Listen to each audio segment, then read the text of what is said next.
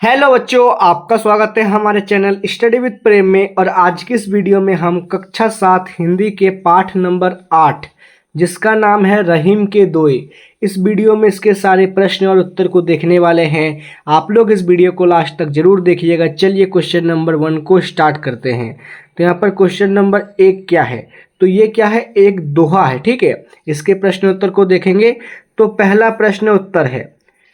प्रश्न उत्तर है पाठ में दिए गए दोहे की कोई पंक्ति कथन है और कोई कथन को प्रमाणित करने वाला उदाहरण। इन दोनों प्रकार की पंक्तियों को पहचान कर अलग अलग लिखिए। ठीक है, ये क्वेश्चन था। इसका आंसर क्या लिखना है, देखिए ये इसका आंसर होगा। कही रहीम संपत्ति सगे बनत बहुत बहुरीत, विपत्ति कसोटी जे कसे ताय सचे मीत। ये पहला पंक्ति हो गया। फिर दूसरा पंक्ति में क्या है, जाल परे जल जात वही, तजी मिनन को मोहे, रहीमन मछली नीर के तव न छुड़ती छोय। तो ये दो उदाहरण हो गए, दो प्रकार की पंक्तियों का पहचान हम लोगों ने कर दिया है और ये क्वेश्चन नंबर 1 का आंसर हुआ। ठीक है, क्वेश्चन नंबर 1 समझ चुके हैं आप लोग, कोई दिक्कत नहीं है। चलिए क्वेश्चन नंबर 2 है। क्वेश्चन नंबर 2 का प्रश्न को पढ़िएगा ध्यान से। रहीम को कार्य के मास से गुजरने वाले बादलों की तुलना निर्धन व्यक्तियों से क्यों की है, जो पहले कभी धनी थे और बीती बातों को बताकर दूसरों को प्रभावित करना चाहते थे। दोहे के आधार पर आप सावन के बरसने और गरजने वाले बादलों के विषय में क्या कहेंगे। ठीक है, तो ये इसका प्रश्न था।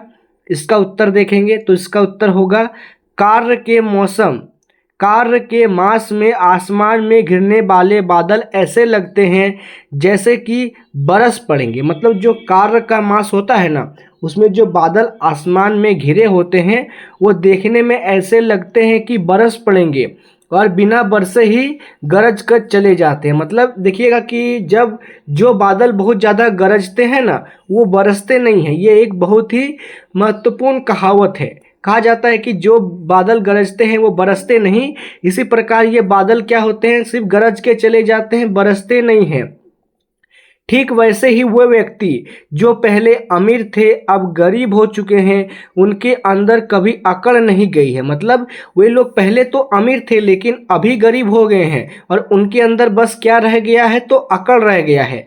और वे अपने पुराने दिनों का डींग मारते हैं। वे अपने जो पुराने अच्छे दिन थे उनका डींग मारते हैं और सभी लोगों को बताते हैं कि मेरे पास ये था वो था। ठीक है, इसके विपरीत सावन में बरसने वाले बादल उन लोगों की तरह होते हैं जो डींगे नहीं मारते, अपने कामों से लोगों को प्रभावित करते हैं।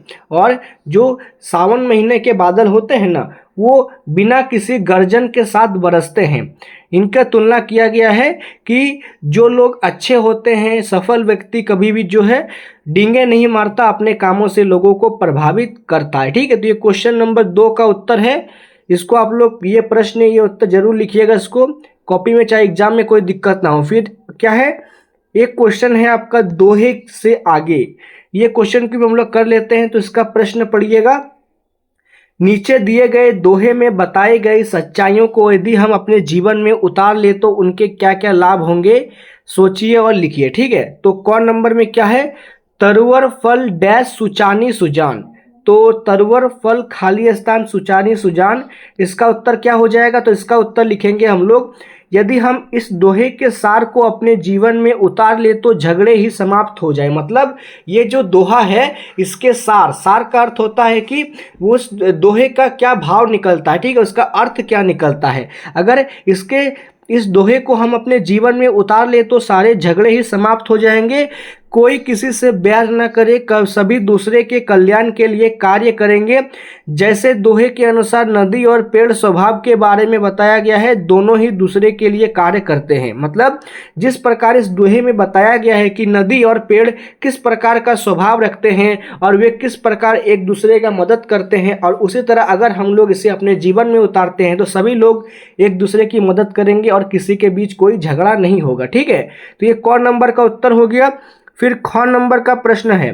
ख नंबर का प्रश्न को पढ़िए, धरती किसी खाली स्थान यह दे। ठीक है, तो ये प्रश्न है, इसका उत्तर होगा जैसे धरती हर मौसम को हंसते हंसते सह लेती है और पेड़ पौधे तथा लहराती फसल के साथ में हंसती सी दिखाई देती है, वैसे ही ये शरीर है जो हर मौसम के अनुसार ढल जाता है। मतलब देखिएगा, जो धरती होता है, धरती अर्थात हमारी पृथ्वी, वह सभी मौसमों के अनुसार ढल जाती है। अगर गर्मी का मौसम है तो गर्मी के अनुसार बदल जाएगी, और ठंडा का मौसम है तो ठंडे के अनुसार। उसी प्रकार जो हमारा शरीर है, हमारा अंग है, सभी वे मौसम के हिसाब से सभी मौसम को अपने अंदर समा लेते हैं, उसके अनुसार ढल जाते हैं। ठीक है, तो ये ख नंबर का उत्तर हो गया। और इसी के साथ हमने इस चैप्टर के जितने भी सारे इंपॉर्टेंट क्वेश्चन थे सभी को देख लिया है। अगर आपको वीडियो पसंद आया तो आप इस वीडियो को लाइक कीजिए, हमारे चैनल को सब्सक्राइब कीजिए।